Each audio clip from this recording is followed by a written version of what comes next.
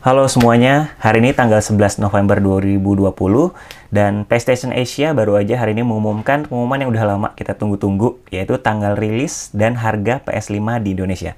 Kita akan bahas sebentar lagi.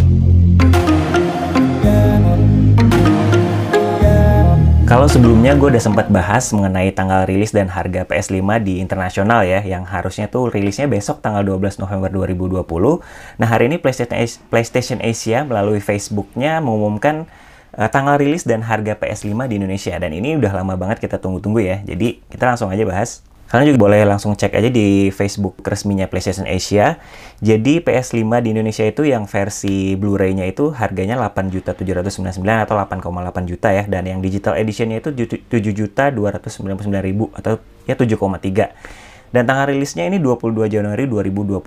Ini lumayan lama ya, karena berarti udah jalan hampir 2 bulan sejak rilisnya di internasional, yaitu tanggal 12 November. Di Indonesia baru kebagian tanggal 22 Januari.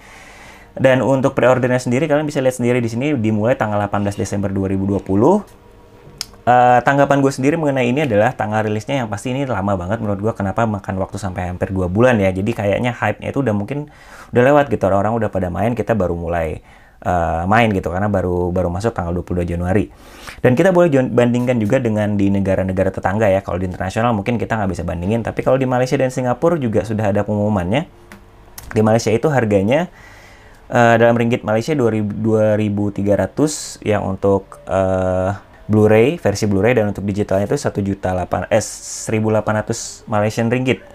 Ini kalau misalnya kita bandingkan ya, ini ada yang komen juga, kalian bisa lihat sendiri juga. Ada yang komen bahwa di Malaysia itu ternyata katanya lebih murah. Di Malaysia itu katanya harganya lebih murah karena jatuhnya kalau dirupiahkan itu sekitar 7.800.000-an untuk yang Blu-ray editionnya. Jadi kayak beda hampir 1 juta. Itu juga katanya kalau di Malaysian, kalau di dolar Singapura juga harganya lebih kurang lebih murah 1 jutaan dibandingin dengan Indonesia. Gue juga nggak tahu, mungkin ada masalah cukai atau pajak dan lain-lain. Tapi menurut gue harganya lebih mahal daripada di negara tetangga. Kalau negara dari internasional lebih mahal, gue nggak masalah ya harusnya, karena wajar lah. Tapi kalau untuk di negara tetangga dan harganya lebih mahal, apalagi lumayan signifikan bedanya, agak disayangkan aja. Tapi kita lihat lah ya, nanti kita dalam beberapa hari ke depan atau beberapa minggu ke depan, kita pasti sudah tahu kira-kira lebih worth it mana beli di Indonesia atau beli di negara tetangga gitu. Oke, kemudian di sini juga ada, kalau kita menuju ke link yang dikasih sama PlayStation Asia ini, itu ada beberapa pengumuman lagi dari PlayStation juga tentang produk-produk yang dikeluarkan di Indonesia dan harganya. Ini ada DualSense wireless controller, itu harganya 1.200.000-an. Kemudian yang Pulse 3D headset itu 1.700.000 ya, hampir. Ada HD camera itu harganya 999.000. Terus ada media remote harganya 499. Kemudian DualSense charging station itu harganya 499.000. Dan juga ada beberapa game yang dirilis di hari launch days-nya. Ini mungkin semua juga pada tahu, sebelumnya juga udah gue kasih tahu, soalnya ada Astro's Playroom yang pre-installed di dalam PS5.